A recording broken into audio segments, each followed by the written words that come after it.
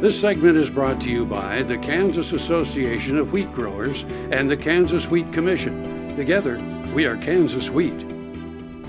Good morning and welcome to another episode of Farm Factor on Ag AM in Kansas. My name is Conrad Kabus. On August 21st, Jerry Moran spoke at the Agricultural Business Council of Kansas City, where he talked about threats such as the lesser prairie chicken, EPA water regulation, and the need for producers and ag leaders from our state to educate legislators about the importance of agriculture.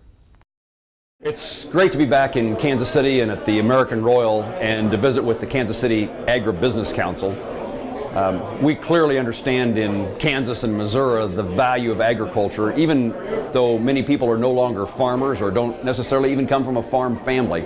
The chances for success of our communities, for job creation and economic growth, really is determined by whether or not farmers and ranchers and the businesses they support have a chance at success. And so one of my primary missions as a member of Congress is to work hard at making certain that there is that opportunity for success on family farms across our state, and that then benefits the businesses that provide the services and commodities that farmers need.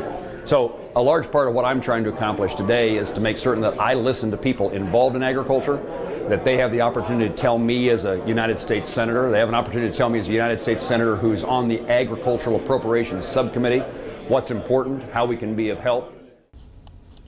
Senator Moran's office is struggling with regulations imposed on producers who struggle with navigable waters and other environmental problems.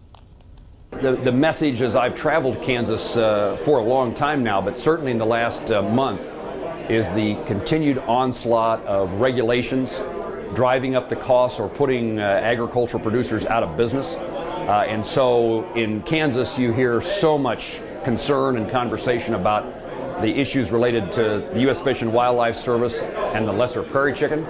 You add to that the definition of navigable waters of the United States, and EPA and the Corps of Engineers. And finally, although this isn't perceived as necessarily an agricultural issue, when the Obama administration takes on coal, they are driving up the cost of energy, something that's very important for agriculture producers for electricity.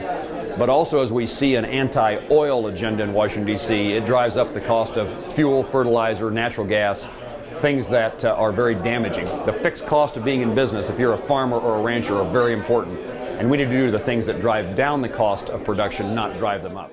Unfortunately, Washington, D.C. isn't as submerged in agricultural and rural life as the people here in Kansas. That's why producers are encouraged to talk with their representative in Congress about how ag issues affect them on a daily basis. It is very important. People need to understand in this part of the country that most members of Congress have no understanding or appreciation for agriculture. We have a job to do. A part of my job is to be an ambassador for agriculture and to tell the story of how we feed, clothe, and provide energy to the world. But I need help. One, I need information from Kansans, from farmers and ranchers and the people in agribusiness, but they also need to expand that. And when you come to Washington, D.C., whether it's Farm Bureau or the cattleman, whoever it is who comes to Washington, D.C. with a message, while it's fine that they visit with me and other members of the Kansas congressional delegation, we need to be able to tell a story to the rest of Congress. And so I welcome that help and that input. I've actually had a member of Congress ask me, what does a farmer do, Jerry? And that's a question that we would never expect to have to answer. But the reality is that many people in Washington, D.C. do not know what a farmer does. And so we need agricultural producers to engage. We need agricultural business to help make that happen so that the message is told that what happens here in the Midwest is something that matters to every citizen in this country, and therefore every member of Congress ought to have care and compassion for agricultural producers.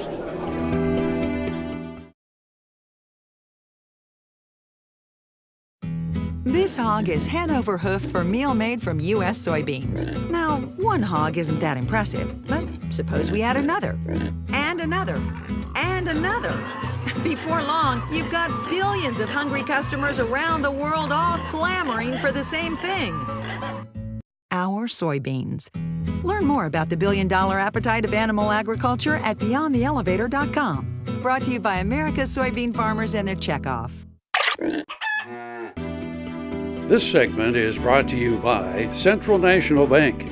Put our ag professionals to work for you. Recently, Ag AM in Kansas traveled to Kansas City to visit with the Agricultural Business Council of Kansas City, where Jerry Moran spoke at a presentation. His concern was with the renewable energy, primarily oil, and the export on dried distiller's grain, or DDG. You know, I've been a supporter of renewable fuels, of ethanol, for example, for a long time, and what got me interested was the chance that there's one more market or a little higher price for a commodity that we grow in Kansas, corn or grain sorghum. And now that the byproduct of ethanol has become very important to the largest aspect of agriculture in Kansas, animal feeding. So our livestock producers now have a lot at stake with DDGs in particular. At the moment, there's a bit of an issue with China, their refusal to import DDG. That has a consequence here in the United States to our ethanol industry, and we're trying to get Secretary Vilsack at USDA to take a more active role in trying to get this embargo that the Chinese have put in place in the last couple of months removed. And of course, that highlights once again how important exports are. Kansas's production is on a global scale. A large majority of our ag products are domestic. However, our farmers feed the hungry parts of the world as well. Over the course of being a member of Congress, sometimes people have told me, why don't we just take care of ourselves? Why don't we just feed Americans? And the response to that, in my view, is how many acres of Kansas production do you want to take out of production? We have the opportunity to export and to feed a hungry world, and as we talk about renewable fuels, we now have the opportunity not only to feed, but to clothe and to provide energy to a world that can use all those sources to sustain them. Agriculture is a very noble profession, giving farmers and ranchers and the people who serve them the opportunity to understand that they're doing something very important for a very hungry and scarce world where the price of a product is very important to survival. Thank you for watching this segment of Farm Factor on Ag AM in Kansas. For more of Farm Factor, or if you want to view this program again, visit us on www.agaminkansas.com, or you can like us on Facebook and follow us on Twitter.